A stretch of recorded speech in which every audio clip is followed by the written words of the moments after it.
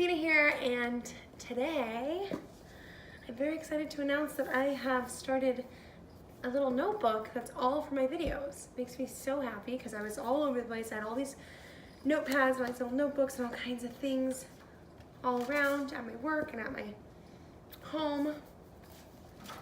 Okay, I have a very exciting topic for you guys today.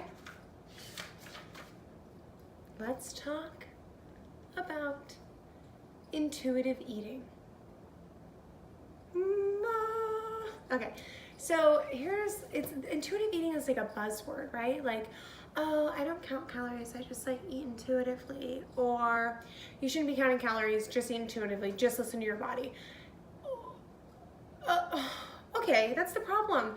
We are listening to our bodies and then we get into a place of unhealth and unfitness because we're not educated and we're not sure and we don't know. Like, I used to completely listen to my body and I would eat bagels and I would eat cream cheese and I would eat whatever I wanted, and I would go have like a really nice, hard, good gym session, and then afterwards I'm like, I'm starving.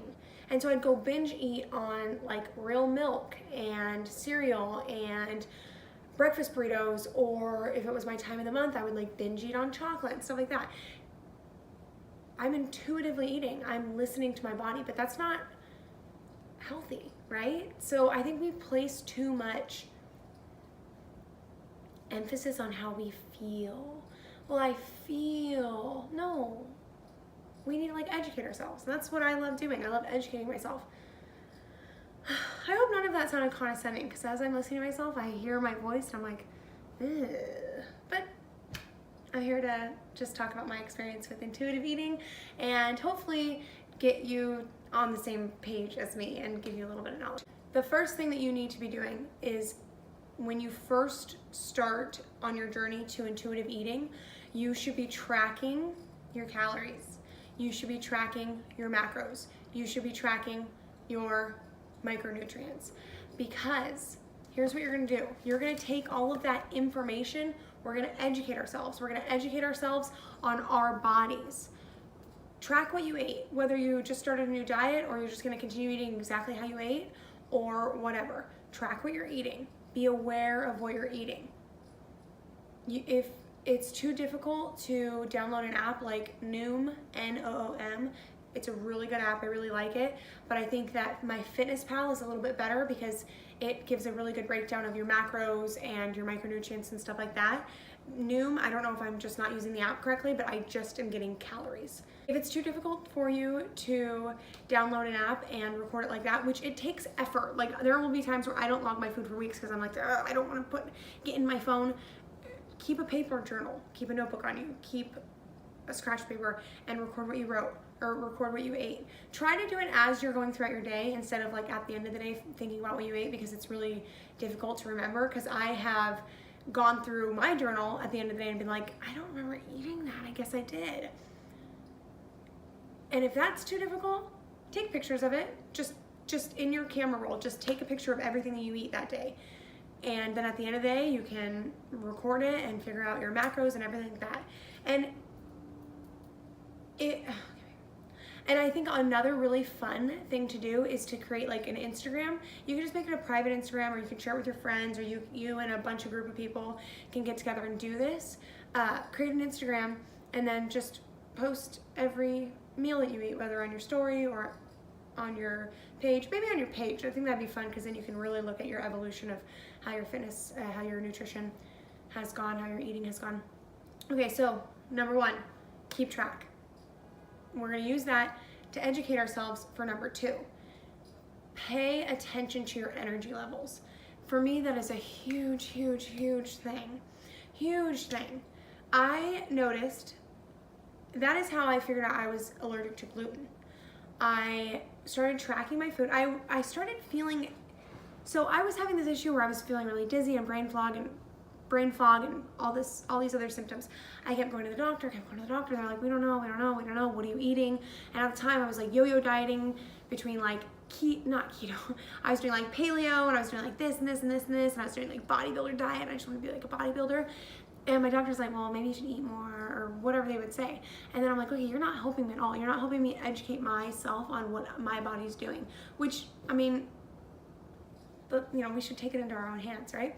So I started keeping track of my stuff, and I talked to a nutritionist, and she suggested me to do that. And then I realized after I would eat gluten-containing foods, I would have the brain fog and I would feel sick and all this and whatever. And so this is more of a allergy thing and like a nutrient thing, opposed to like, oh, I'm not eating enough, so I'm not having enough energy. But as far as that goes, you know, look at the end of the day. Did I eat 1,200 calories and I was so tired and I didn't have any energy, and at the end of the day I binge ate 600 calories, 700 calories? That's when you know, okay, 1,200 is not enough for me. 2,000 is like the recommended daily allowance for like a woman, right? So maybe I should hit closer to 2,000. How did I feel after eating 2,000 calories? And to just be a little bit more specific, which I'll go into another video about this, kind of pay attention to the time that you're eating and how that affects your energy level. Because I noticed that if I have a giant meal at the very end of the day at like between 2 and 4 p.m., if I have my last meal, I'm satisfied and satiated, and then I do my intermittent fasting until the morning time. Your food, pay attention to your energy levels. And then as far as the energy level things go, it doesn't necessarily have to be right after your meal, but just through the whole day. Kind of keep an idea of how your mood was. You know, notice how much you slept the night before. Notice how much water you drank. Notice if you had to keep going back to coffee or caffeine or tea or energy drinks. So just because nutrition's not going to hit you the second you eat it always, right? If you eat something that's going to make you a little sluggish and lethargic, maybe it'll happen at the end of the day. Notice that, you know, one day you had a really, really, really clean diet and you hit your macros and you hit all your plant-based nutrition needs and nothing processed, and at the end of the day you were like, oh, I still have energy. That's something to take note of. All right. I think I'm going to keep this video a little bit short, and I'm just going to go to the last point because I don't think we need to be bogged down with a bunch of information, right? We want to take nutrition and lifestyle changes, and especially becoming plant-based, in small chunks, in small doses, so it's tolerable, right? Adjust your eating schedule and what you're eating to your lifestyle. When I wasn't working 2 jobs, when I was just in school, I lived on oatmeal and smoothie bowls because I loved them. Yeah, my smoothie bowls had vegetables in them, and yes, I wasn't only eating smoothie bowls, but my primary meals, my primary staple was smoothie bowls. I loved them. I would do like carrot smoothie bowls, I love smoothie bowls.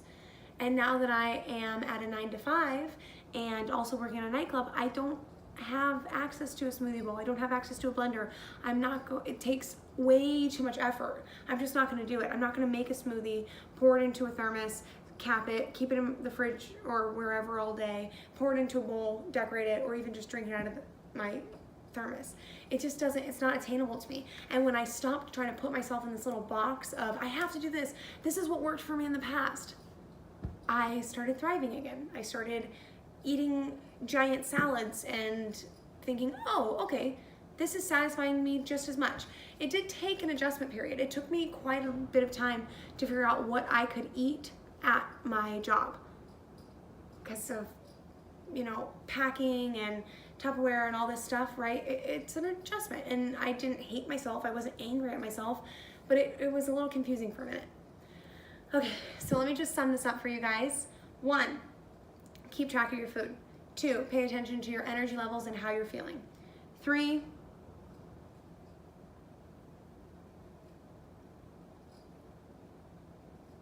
what's my 3rd point?